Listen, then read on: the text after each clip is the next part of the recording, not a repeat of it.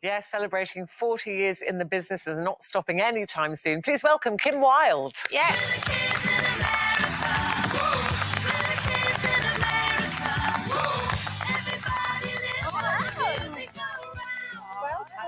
Ladies, afternoon. Welcome again. Obviously, you've been yeah, on here. great to be back. Yes, lovely to see you.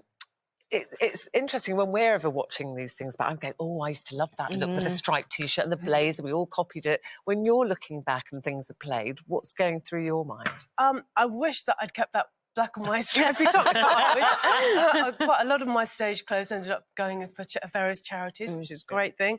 I wish I'd kept that one. And was that look your choice, your style? It was, yeah. It was from a jumble sale, actually, the black and white stripy top. But when I think about it, I remember watching Elvis Presley movies when he was wearing his black and white. I mean, he was the original black and white stripy top guy, right? Yeah. That was before, you know, any of the punks got hold of it, or me, or anyone else. David Bowie had it as well. There was a David Bowie shot of him in a black and white. Yeah, black and white is rock and roll. That's the way it goes. Actually, talking of David Bowie, I was reading about you saying you had a massive crush on him. You toured with him? I did, yeah. I toured with him in 1990, but I've never met a single person who didn't have a massive crush on that man or woman. I mean, just really the most charismatic, beautiful man. And to tour with him in 1990 the way I did was just such a privilege. And was he lovely?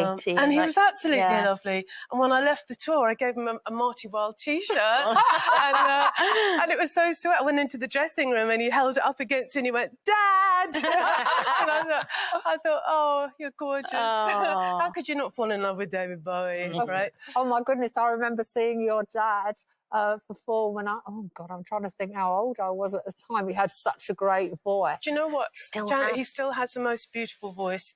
And he is going to be arranging a one-man show, I think it is for next year, together with his autobiography. So there you go, Dad. So he get on with it. Brilliant.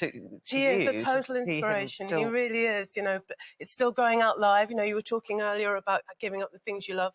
He's never going to give up that thing he loves, which is rock and roll and singing. And his voice is still so beautifully strong. Yeah. I feel like you won't know either. I mean, you're just about to embark on another tour, and you always were reminding us all while we're here.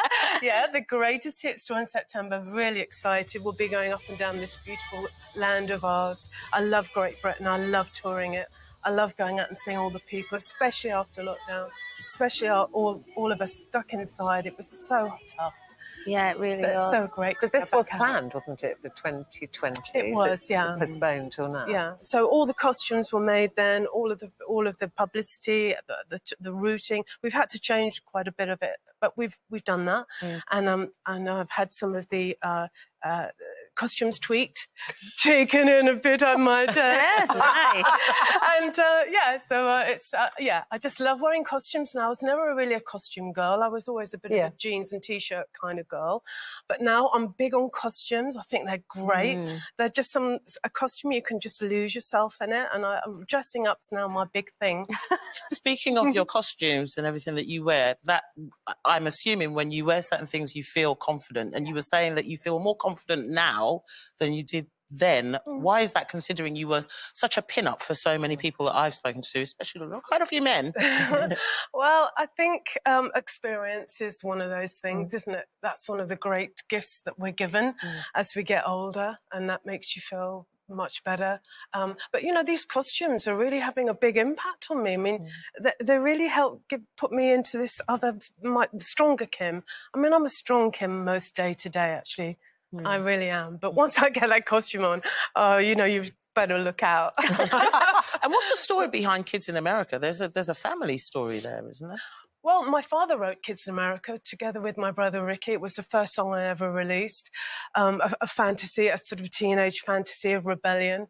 And I felt very sort of comfortable singing that song. I loved it straight the moment I heard it. Who wouldn't? And I still love singing it now. The reaction you get from the audience. Oh, it's amazing. When you sing when you sing Kids in America, it's just pure joy. Yeah. And I just feel it's such a gift that I was given all those years ago, and that's still alive now. It's But wasn't your brother? Didn't you hate the song because he was always playing it next door when he was writing it and working? Well, when he was writing it, yeah, because it starts off with a pulse, which is quite an irritating pulse when you hear it for like several hours. But he, an immensely talented brother that I get to work with. He's my MD. He's in the band. He's an amazing musician. Yeah, it's a real family affair, isn't it? Your tour. I love that. It is. I love working with him, and we laugh like drains. I mean, that's one thing. Scarlett. Humour really unites us, and that's your niece. And there's my niece, Scarlett. She looks after her auntie, good old Scarlett. And yeah, we have a blast. We have such fun on tour, and come and see us, won't you? We'd love to see you. Well, you're starting September in Gateshead. And then this goes through till December. Yeah. And then that starts up again in March. You're going to Europe and all we're over. going to Germany and Holland. And we're going to end this tour in September at the Palladium, which is really emotional for me because it's where I played a few times with my father. And there's something amazing about the Palladium, isn't it? I just love it. That in my sort of 60-plus year that I get to stand on the Palladium and do my thing. And I have to ask you before we run out of time, I need to know if you've seen any more UFOs. No, I haven't, but apparently my mum sent me an email last night and said that a local has seen something in Hertfordshire. So whoever you are, please get in touch via Twitter. I'd really love to hear about it. I shall be in the garden looking I was going to say, Janet is very passionate about gardening. I wanted to ask you, you're still gardening? Still gardening. I've got my courgettes and I've got my... How big are your... How big are your You know what, Janet? I don't actually let them get too big because if you pick them nice and small, they're sweeter. And then if you pick them nice and small, they give you more and more. And it's like gardening's like that, you know. It's just keeps giving. Do you know what? They're shouting in my ear, time is up. There's a bias against gardening in the gallery, I'm afraid. Oh, my goodness me. Who are that gallery? Who to that gallery? Can I ask you quickly, are your tomatoes red? Oh, not yet.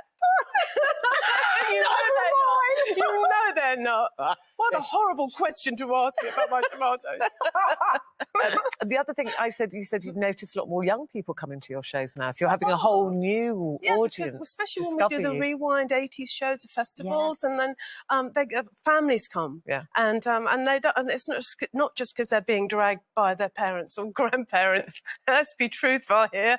So it's lots of generations turning up. Well, it's fantastic. The Greatest Hits tour with Kim starts in September in Gateshead and it's going all around the country and Europe. So lovely to see you. Thank you. So lovely to be here. Have a great tour. Thank you. We have to go now, I'm afraid. That is it. Tomorrow, though, Emmerdale actress Michelle Hardwick will be here alongside her wife Kate to discuss their very exciting pregnancy news. So until then, have a lovely afternoon. We'll see you tomorrow. Bye-bye.